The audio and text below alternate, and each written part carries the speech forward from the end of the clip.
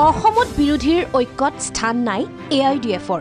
কি কাৰণে এটা অদৰকাৰী অবতৰীয়া দল এটাক লৈ ইমান বাৰে বাৰে ৰাজীৱভৱনত সুধি থাকে নহয়, মই আচৰিত পাইছোঁ। কিন্তু মই সঁচাকৈ সন্দেহ হৈছে আপোনালোকৰ কেইজনমান সাংবাদিকৰ ওপৰত যে আপোনালোক কিবা জালত ভৰি দি আছে।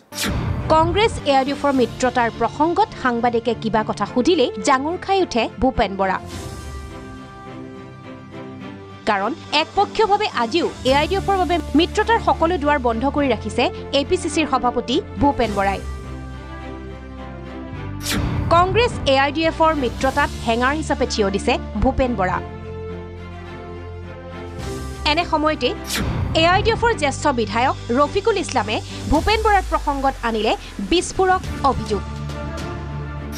বিজেপি জালত ভৰি দি দল পৰিচালনাত বিচক্ষণতা হেৰুৱাইছে ভূপেন বৰাই। কিন্তু কিছুদিনৰ পৰা মই লক্ষ্য কৰিছোঁ ভূপেন বৰা ডাঙৰীয়া নিজৰ অস্তিত্বৰ সংকটত তেখেতে ভুগিছে। বহুবাৰ হ'ল MLA জিকিব পৰা নাই। এতিয়া কংগ্ৰেছৰ সভাপতি হৈ কি কৰিব নকৰিব সেইবিলাক চিন্তা কৰি পোৱা নাই। তেখেতে সঠিক চিন্তা তেখেতে কৰিব পৰা নাই। যি সময়ত বিজেপিৰ বিৰুদ্ধে আপোনাৰ প্লান প্ৰগ্ৰামবিলাক হ'ব লাগিছিল, সেইখিনি সময়ত আমি দেখিছোঁ ভূপেন বৰা অকল UDFৰ বিৰুদ্ধেই তেখেতৰ প্লেনিংবিলাক হৈ আছে।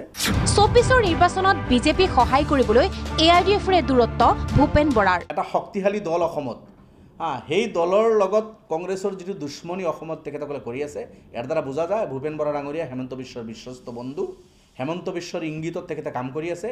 UDFক হেমন্ত বিশ্বৰ ইংগিতত তেখেতে দূৰত ৰাখিব বিচাৰিছে, যাতে অসমত এটলিষ্ট বিজেপিক সহায় কৰিব পাৰে ভূপেন বৰাই।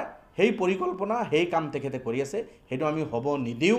বিপৰীতে ২৪ লোকসভাৰ পূৰ্বে গঠন হ'ব লগা সৰ্বভাৰতীয় বিৰোধীৰ ঐক্যত থাকিব AIDF। আমি যেহেতু বিজেপিৰ বিৰুদ্ধে যুঁজিম, বিজেপিৰ বিৰুদ্ধে যদি গঠবন্ধন হ'ব তাত আমাৰ সমৰ্থন থাকিব। এই সব কথা বাৰ্তাৰ পিছত আমাক তাৰ পৰা ঠেলি উলিয়াই দিয়া কংগ্ৰেছৰ যিটো মানসিকতা, এইটো দ্বাৰা বুজা যায় অসম কংগ্ৰেছ বিজেপিৰ লগত মিলি আছে।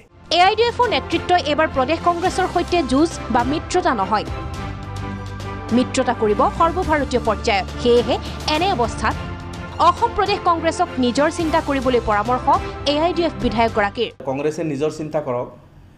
মেঘালয়ত কংগ্ৰেছৰ চৰকাৰ আছিল, এতিয়া 0। মিজোৰামত কংগ্ৰেছ 0-0। অৰুণাচলত কংগ্ৰেছৰ সিদিনালৈকে চৰকাৰ আছিল। আজি অৰুণাচলত এজনো MLA কংগ্ৰেছৰ তাতে নাই। নাগালেণ্ডত এটা সময়ত কংগ্ৰেছৰ চৰকাৰ আছিল, আজিলে 0। অসমত কংগ্ৰেছৰ একেৰাহে 15 বছৰ চৰকাৰ আছিল, এতিয়া 20জন বিধায়ক কংগ্ৰেছৰ হাতত নাই। ভোট শ্বেয়াৰ আমাৰ কনষ্টেণ্টলি বাঢ়ি গৈছে, কোনোদিন আমাৰ ভোট শ্বেয়াৰ কমা নাই। গতিকে ইয়াৰ পিছতো যদি কংগ্ৰেছে ভাবে যে UDF একো নাই, তেখেতসকলে এই সপোন দেখিয়ে থাকক, আমি আমাৰ কাম কৰি যাম। অসমৰ বিৰোধীৰ এনে অৱস্থাৰ বাবে সুৱৰ্ণ সুযোগ লৈ ২৪ লোকসভাত 14 আসনৰ 12খনেই জয়ৰ লক্ষ্য শাসক দল বিজেপিৰ। Bhaskar Jyoti Sharma report, Prag news.